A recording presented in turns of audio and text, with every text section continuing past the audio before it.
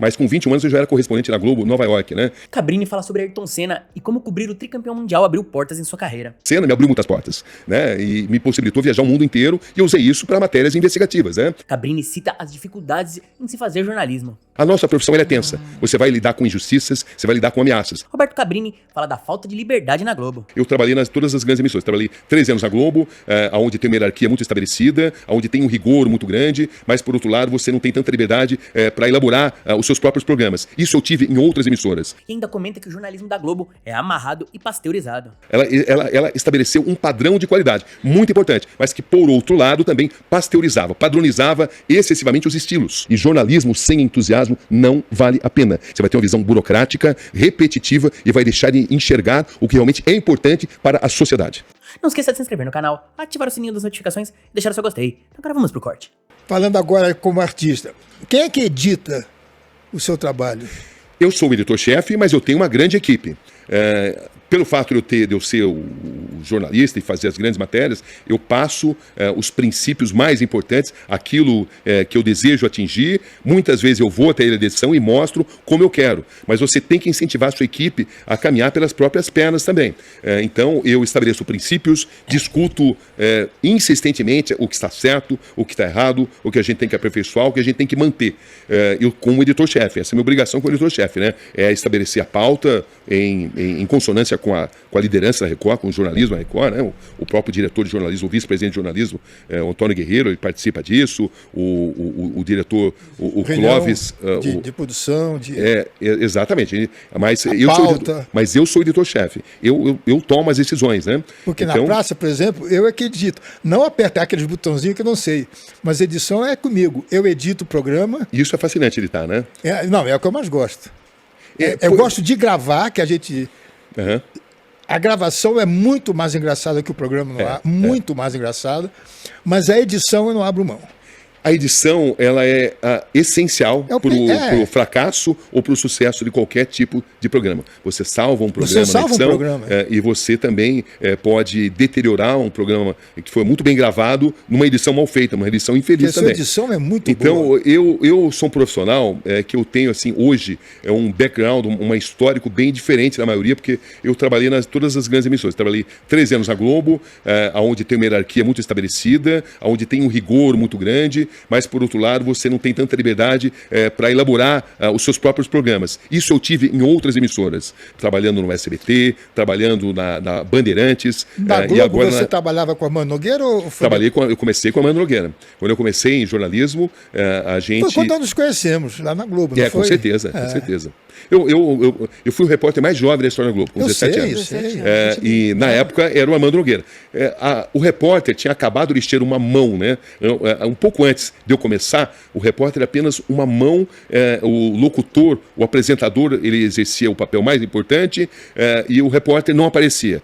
Isso estava começando há pouco tempo em algo inspirado pelo telejornalismo americano, algo que foi feito de uma maneira muito competente pela Alice Maria e pelo Armando Nogueira, que eram os grandes líderes do jornalismo na TV Globo. Eles estabeleceram os padrões. Eles mudaram, entendeu? Né? A maneira de fazer um off, a maneira de elaborar uma reportagem, a maneira de se vestir, até a entonação se discutia. Ela estabeleceu um padrão de qualidade muito importante, mas que, por outro lado, também pasteurizava, padronizava excessivamente os estilos. Então, os estilos passaram a ser mais valorizados, né? A diferenciação de um repórter para outro, ao longo dos anos. No começo, os repórteres tendiam a ser muito semelhantes, entendeu?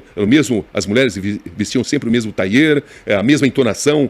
Era difícil até saber quem era um repórter e quem era outro, com algumas exceções, né? Os brilhantes sempre, evidentemente, apareciam. Mas, ao longo dos anos, os diferentes estilos começaram a aparecer. E o fato dessa monopolização ter sido quebrada, porque quando eu comecei, só existia a TV Globo em jornalismo, né? As outras eram incipientes. O Bojalo exatamente. criou muita coisa. Exatamente.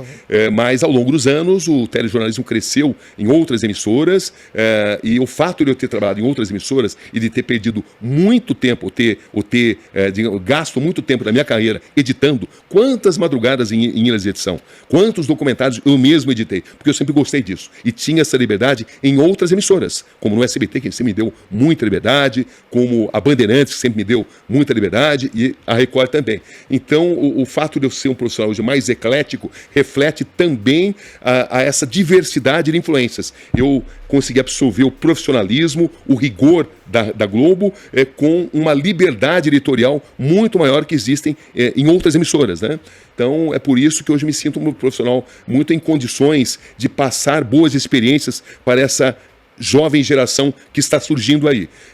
Eu ponho a mão na massa, eu entro em ilhas de edição, mas eu também incentivo a minha equipe a pôr a mão na massa, entendeu? Porque às vezes eu posso ir numa ilha de edição, às vezes não tenho condição. E também, se eu for fazer tudo, eu não vou aguentar fisicamente, né? Então a gente tem que ter um equilíbrio. Claro que eu sou o editor-chefe, cabe ao editor-chefe decidir a pauta em conjunto com a liderança principal do jornalismo da Record, cabe a elaboração da matéria, os caminhos que eu vou optar, a elaboração do texto da matéria e também a edição, que hoje ela é feita em conjunto com os outros profissionais que eu tenho. Tenho produtores, tenho editores, enfim. Televisão é um trabalho de equipe, né? O Carlos sabe isso, sabe disso melhor do que ninguém. Ele é um mestre da televisão brasileira, porque ele sempre soube incentivar a equipe a crescer, a ter prazer naquilo que faz, né? O grande líder é aquele que incentiva os seus comandados, né? Não os robotiza. Verdade. Você sabe que eu tenho uma frustração. Eu sou apaixonado por jornalismo. Adoro, adoro. E tinha acho que você já viu, o Davi Nasser. Davi Nasser foi um grande jornalista. Sem dúvida. Eu era apaixonado, eu comprava o Cruzeiro para ler o Davi Nasser. Tá? E o Golias era muito famoso. Quando o Golias explodiu, surgiu a oportunidade. O Davi Nasser quis conhecer o Golias. Falei, meu Deus, é a grande chance de eu conversar com esse homem quando estou conversando com você agora.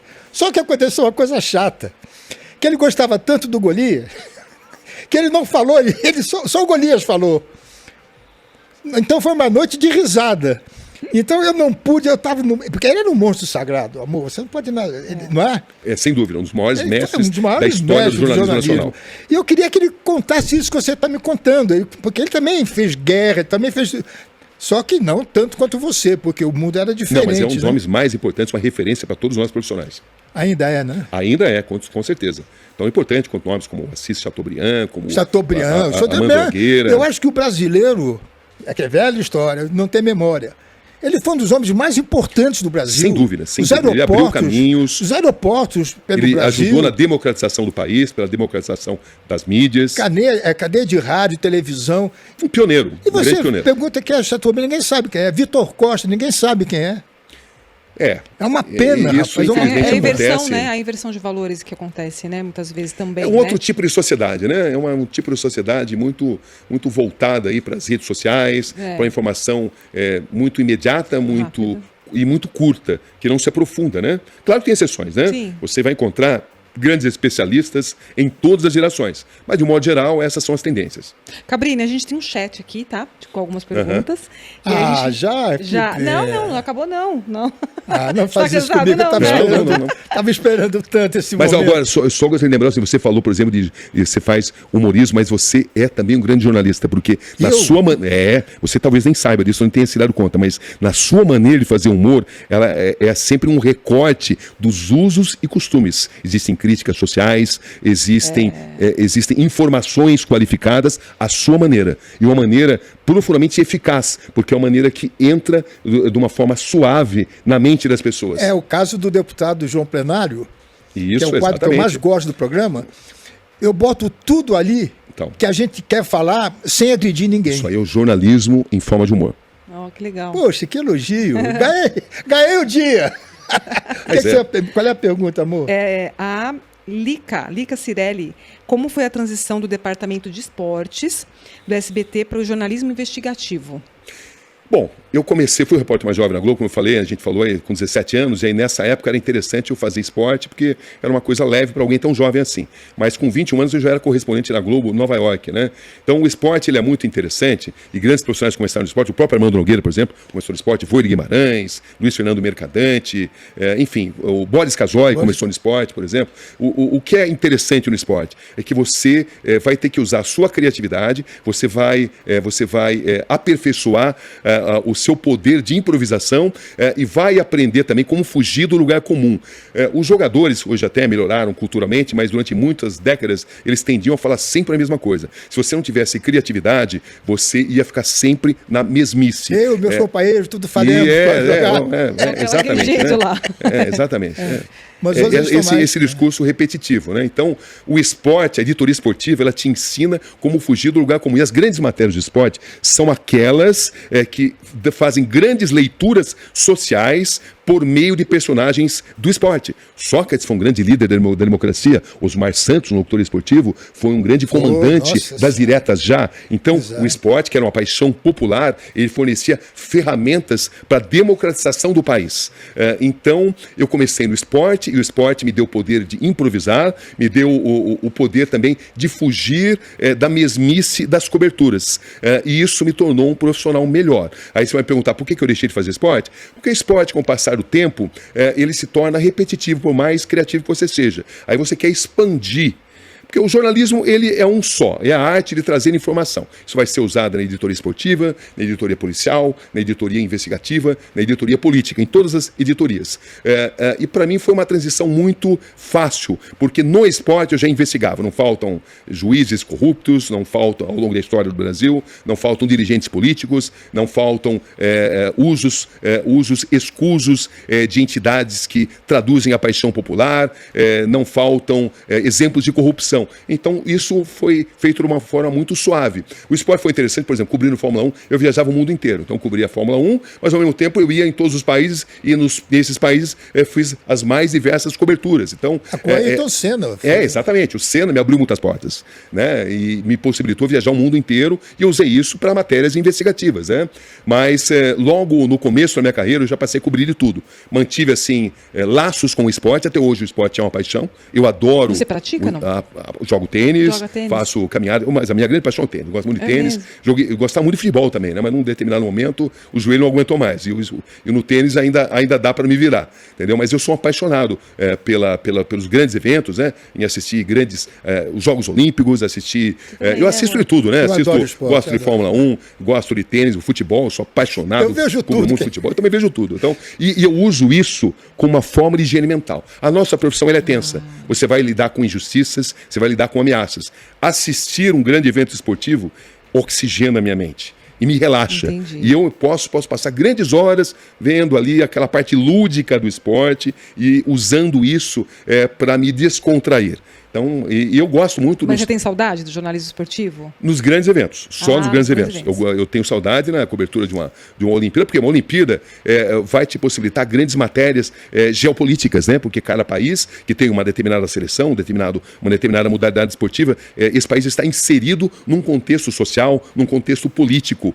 E isso, se você elaborar grandes textos e usar bem os personagens, você vai fazer matérias que transcendem o esporte. Você vai usar a paixão do esporte, mas vai também contar grandes histórias. Grandes histórias do ponto de vista humano, do ponto de vista de diferentes culturas. Então, isso é muito possível em grandes eventos, como Copa do Mundo e como Olimpíada.